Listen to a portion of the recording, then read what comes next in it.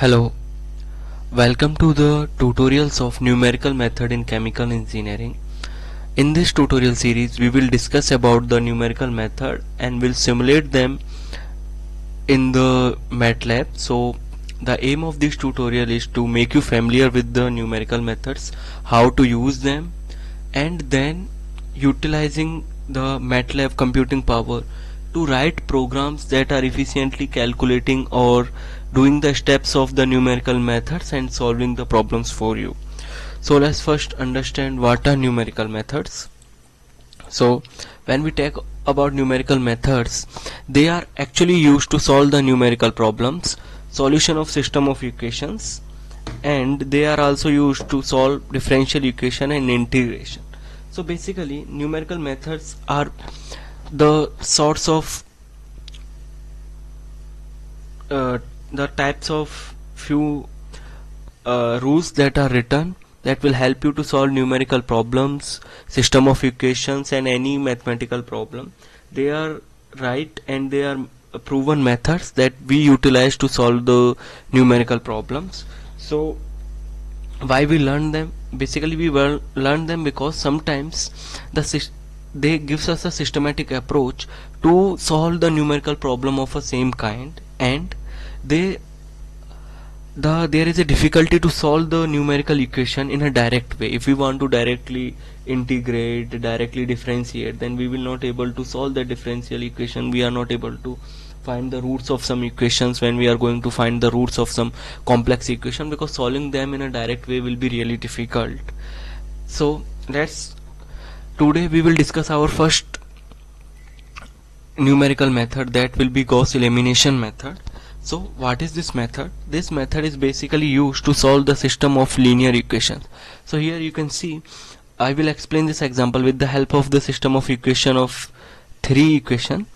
So here you can see we have given a system of equation. So how we solve this by Gauss Elimination Method? First we make an augmented matrix that will look like this, which contains all the coefficients of x1, x2, x3 in each equation, and also the corresponding value that is on the right hand side. Remember, that is very important, we need to transfer the value on the right hand side if the equation is written in another way. And this is the augmented matrix that we will get.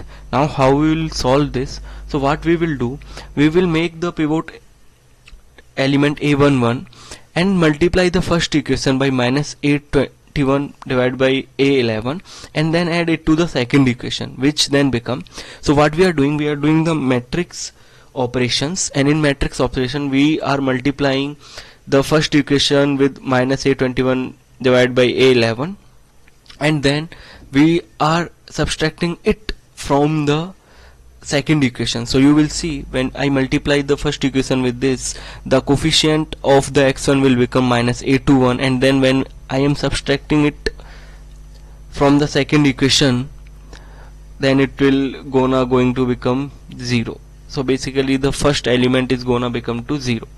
Now similarly I will add it, the other coefficients of x2 and x3 in this equation will become the a22 minus a21 into a12 and a11 divided by a11. Similarly you will see, if I do the same operation by taking a1 minus a31 divided by a11 as a pivot and multiply first equation and add it to the third, then I will get a matrix like this.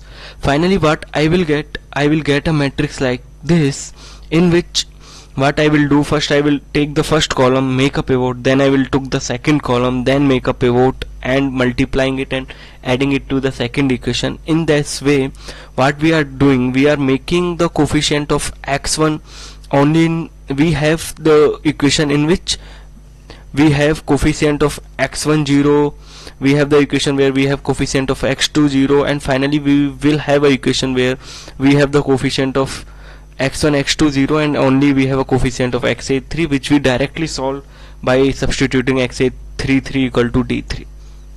So now we will solve this numerical method that will make more sense or make more clear that numerical method. So this is the augmented matrix, you can directly see. Now what we will do, we will multiply first equation by minus 2 by 10 and then add it to the second equation. Then what will we got?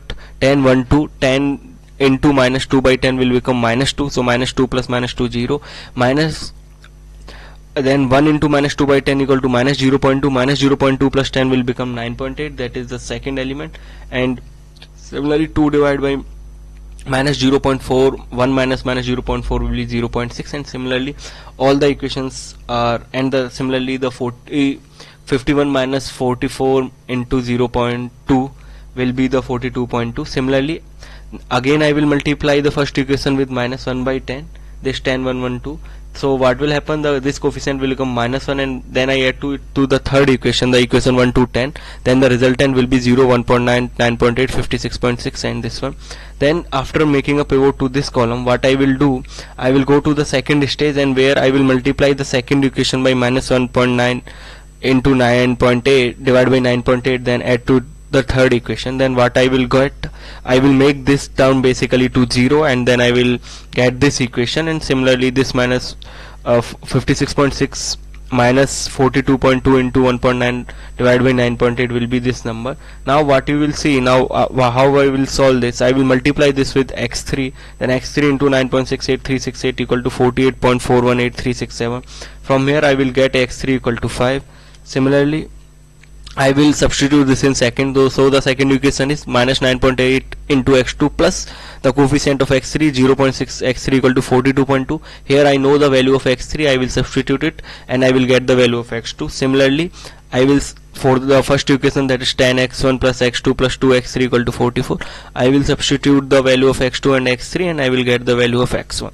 Now if you did not understand this method now also, then you just need to take out your copy pen and then try to do it. These all the steps are written on your screen. Pause and try it, then it will become very clear to you.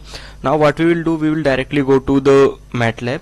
So to save your time, what I will do, I will just show you the program and how it's working, because I have written it in the background. If I trying to write in front of you, it will take another 3-4 minutes to write the program for Gauss Seidel.